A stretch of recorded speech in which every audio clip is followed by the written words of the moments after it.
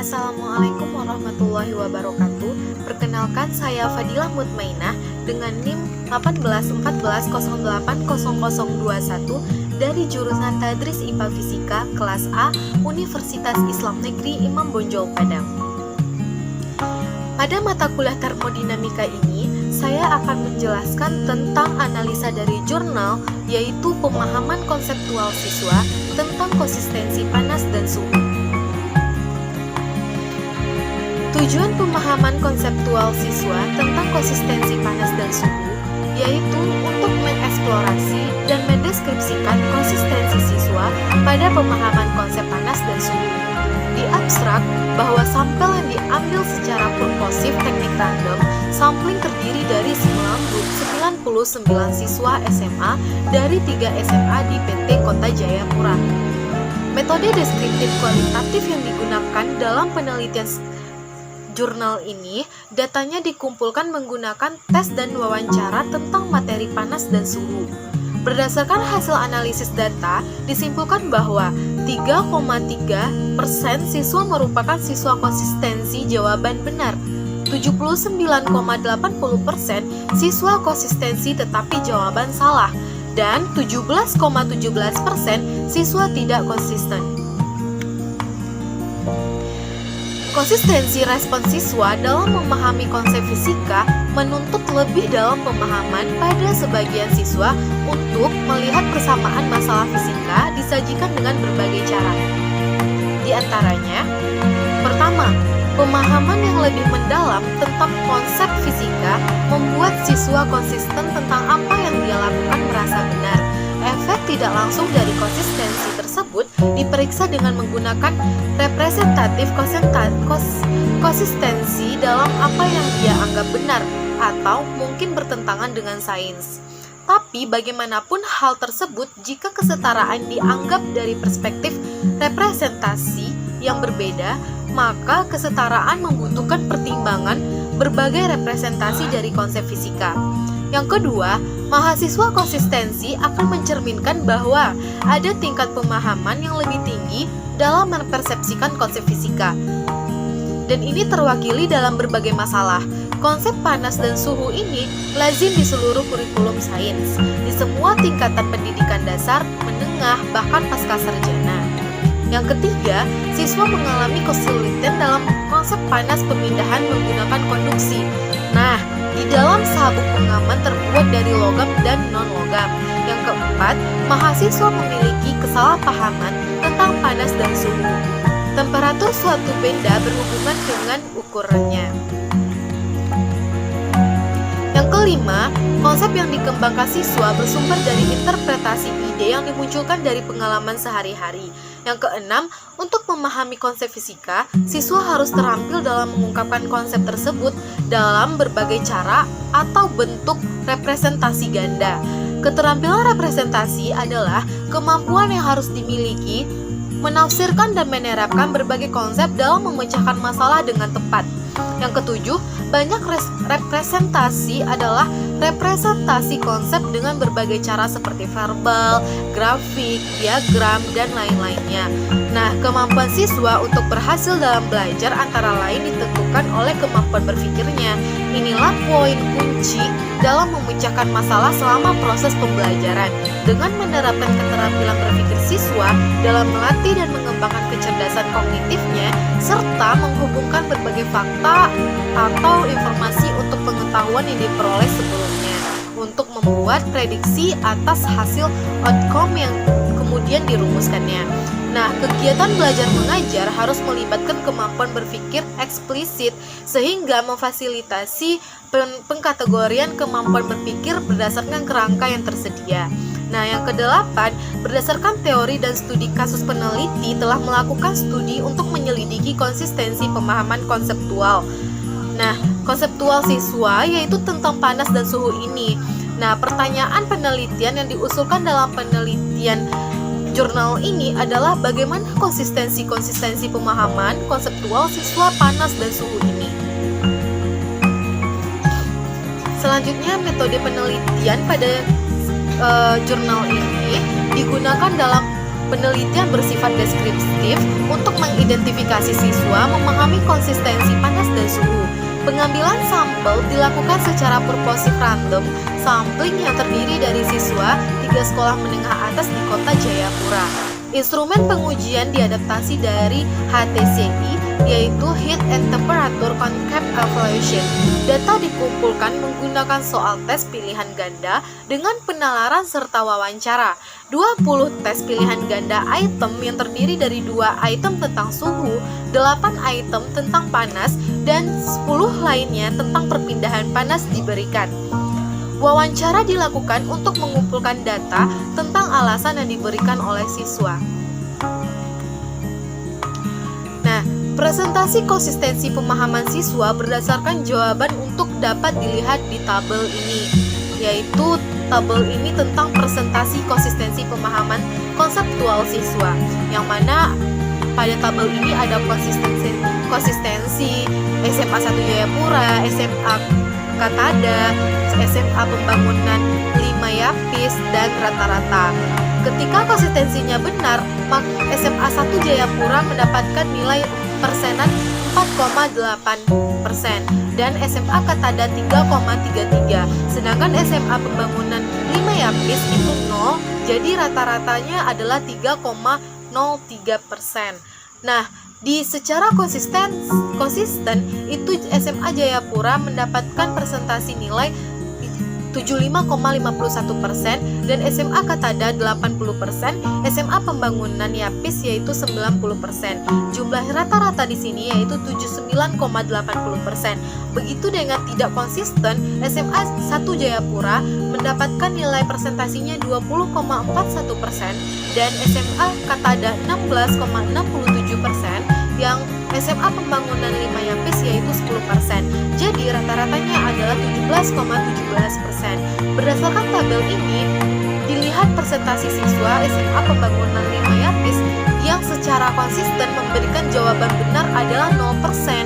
Hal ini menunjukkan bahwa siswa kurang memahami konsep panas dan suhu. Dengan kata lain, siswa mengalami kesulitan dalam memahami masalah yang setara disajikan dalam berbagai cara representasi. Jadi, pemahaman yang lebih dalam tercapai ketika seorang siswa konsisten tentang apa yang dia anggap benar.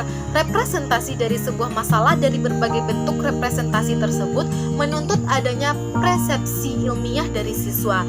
Namun, ketidakkonsistenan persepsi ilmiah akibat perspektif yang diambil hanya berdasarkan representasi tunggal, membuat siswa memiliki kecenderungan untuk terus-menerus memberikan kesalahan jawaban.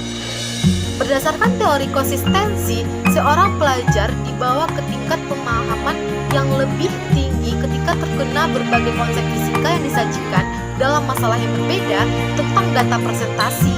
Tingkat konsistensi yang diperoleh dari siswa ketika SMA yang diambil sebagai sampel dalam data tersebut, konsistensi pemahaman konseptual siswa panas dan temperatur dijabarkan sebagai berikut, yaitu konsep suhu yang ditampilkan dalam item tes bisa saja dijawab dengan benar oleh siswa.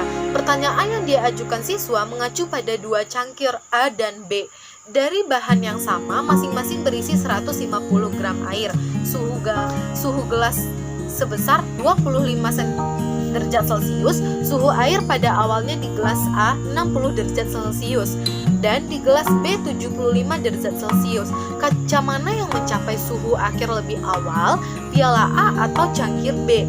Jawaban dihasilkan secara tertulis. Tes tersebut dikonfirmasi oleh hasil wawancara dengan seorang siswa sebagai berikut, yaitu siswa menyatakan bahwa suhu yang dicapai untuk benda bergantung pada ukurnya.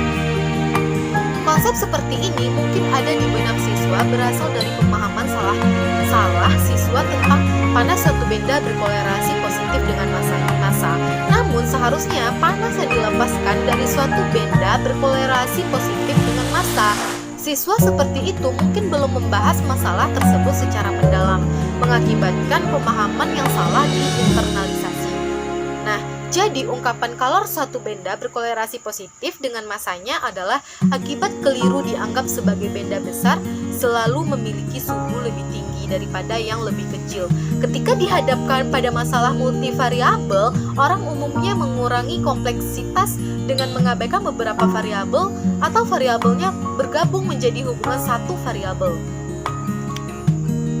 Tapi jika waktu diperhitungkan, siswa cenderung berpikir bahwa suhu akan tetap sama untuk waktu yang lama. Artinya bahwa suhu tetap sama pada waktu tertentu.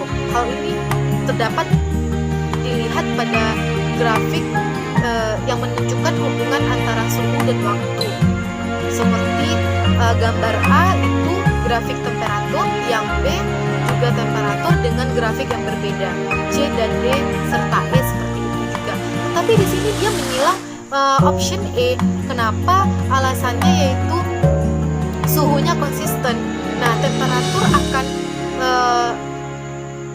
sesuai dengan waktu yang lebih lama. Nah, selanjutnya, konsep panas ditampilkan pada item nomor 3 dan 4 dalam konsisten pemahaman konseptual dari heat, mengungkapkan bahwa sekali konsep mengenai heat dirasakan dengan benar. Panas adalah energi yang dilepaskan sebuah benda dengan suhu yang lebih tinggi ke yang lain yang lebih rendah. Yang melepaskan panas akan memiliki suhu yang lebih rendah, sedangkan yang menerimanya akan berakhir dengan suhu yang lebih tinggi. Dalam hal pembelajaran menunjukkan pemahaman yang baik. Nah, peringatan harus dicatat bahwa ini benar selama fase transisi tidak terjadi. Data menunjukkan bagaimana prinsip bekerja yang diukur dengan kalorimeter. Kegiatan pembelajaran khusus ini memberikan pelajaran berharga kepada sebagian besar siswa bahwa mereka menginternalisasikan persepsi yang benar. Namun, tentang transisi fase, perhatian siswa terganggu dan masalah yang disajikan terbukti dalam pilihan siswa pada gambar kedua ini. Nah, berdasarkan hasil pengukuran temperatur dan kalor yang ditambahkan dalam air, diperoleh grafik sebagai berikut. Seperti grafik tersebut, yaitu dipertanyakan bahwa pada grafik manakah yang menunjukkan semua air menjadi uap, dan jawabannya di sini adalah D, option D, yaitu grafik E ke F. Nah, alasannya saat D ke E, air baru proses mendidih. Uap terjadi setelah air melewati titik F. Pada gambar tersebut, konsep perpindahan panas berdasarkan data tersebut, siswa dalam kelompok kualitas respon level pertama, jawaban yang benar secara konsisten memang memberikan penjelasan konkret tentang mekanisme mikroskopis dan proses konduksi yang terjadi pada logam. Mereka menanggapi dengan menyatakan bahwa konduksi paling banyak dibutuhkan dan ditempatkan di benda padat. Namun, mayoritas siswa tidak bisa memberikan alasan yang memuaskan mengapa gitu. Itulah masalahnya. Hal tersebut dapat dilihat juga pada gambar yang ketiga, yaitu dengan pertanyaan Nolan mengambil dua garis berbahan logam dan kayu yang berada di tempat yang sama. Dia menyatakan bahwa penggaris logam tersebut terasa lebih dingin daripada penggaris kayu. Apakah penjelasan yang tepat mengenai situasi tersebut? Dan dia menjawab option C, yaitu penggaris kayu mengandung lebih banyak kalor daripada penggaris logam. Alasannya ya karena besi lebih dingin gitu. Gambar ketiga tersebut tentang konsep perpindahan panas berdasarkan jawaban siswa, tampak siswa kurang memahami soal dalam menghadapinya. Yang dipermasalahkan, penggaris logam tidak disebutkan jenisnya. Ini membuktikan bahwa siswa hanya mengetahui hal itu. Hanya besi adalah logam. Seharusnya siswa memahami konsep laju kalor dan energi, sehingga siswa memahami pilihan yang energi panas bergerak dari tangan ke logam lebih cepat daripada kayu. Jadi, kesimpulan dari jurnal ini adalah pemahaman konseptual siswa konsistensi panas dan suhu rendah. Selain itu, faktor lain yang berperan dalam kecenderungan belajar fisika dengan cara menghafal tanpa sepenuhnya memahami subjek konsep materi gitu. Jadi seharusnya belajar fisika ini harus bisa memahami konsep-konsep ini secara dasar dan teliti, tidak sekedar menghafal begitu saja. Apalagi kegiatan pelajaran fisika sehari-hari ini banyak diterapkan di kehidupan kita sehari-hari.